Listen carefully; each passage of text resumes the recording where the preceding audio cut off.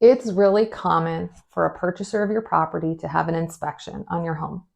We've been sitting in a really hyper seller's market for quite some time now, and often people are waiving inspections in order to win homes. That being said, inspections seem to be back, and frankly, I like that. Even as the seller, here's why. Typically, you fill out a seller's disclosure. Depending on your state, it might vary in length and size, but most states require that you have a disclosure that you give to the buyer where you tell them everything you know about the property, usually prompted by a list of questions. Then, inspections are a secondary way in which you can remove liability from yourself as a seller. If a buyer brings in someone that they spend their own money on to evaluate your property, then you as the seller remove risk and liability from yourself where they're saying, hey, you didn't disclose something to me that already existed. You're saying, no, you brought someone in, they checked for that and it was fine. I'll give you a good example of this. We had some clients a few years ago that were moving out, took a little bit to sell their home because it was in the height of COVID, like when people didn't know if we were going to be having jobs anymore. So it took just a tiny bit to sell their home.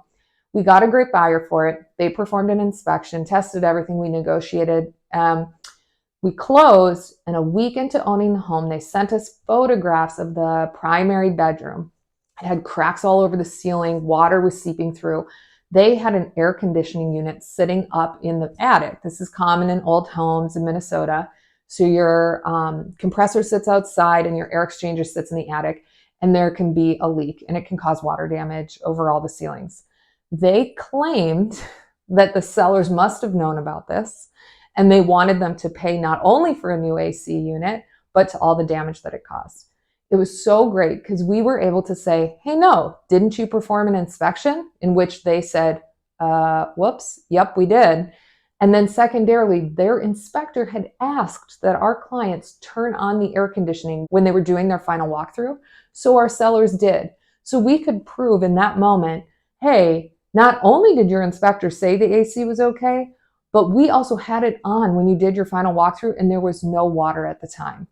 So this is just an unfortunate part of you buying this house. The timing couldn't have been worse for you, but we as the sellers are protected.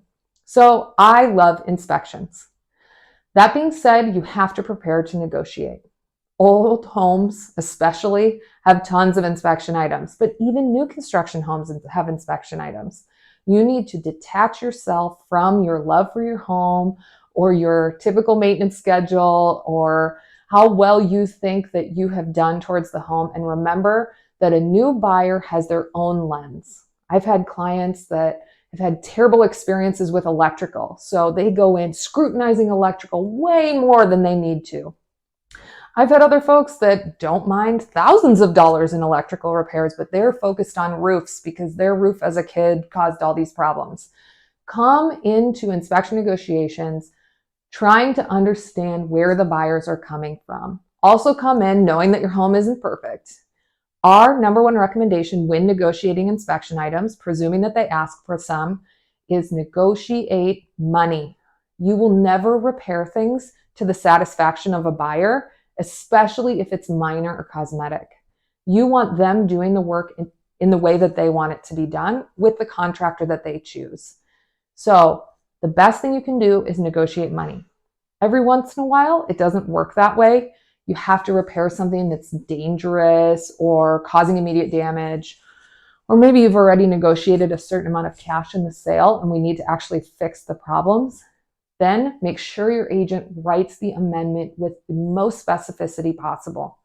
We want to talk about what exact repair is being done. Is it related to a bid that's already been obtained? Is there a contractor picked out? That would be the most ideal so everyone is on the same page with what's being done. Then have a contingency plan. What if you can't get these people in time for closing? What's going to happen? Will the lender allow escrow? Will the buyers purchase and you can prepay the contractor? How is this going to work? This is where you want a great problem-solving agent who can guide you through each one of these steps. If you are trying to sell your home in Minnesota or Wisconsin, our group would love to guide you through the process and help you negotiate fair and easy inspection solutions. Please reach out.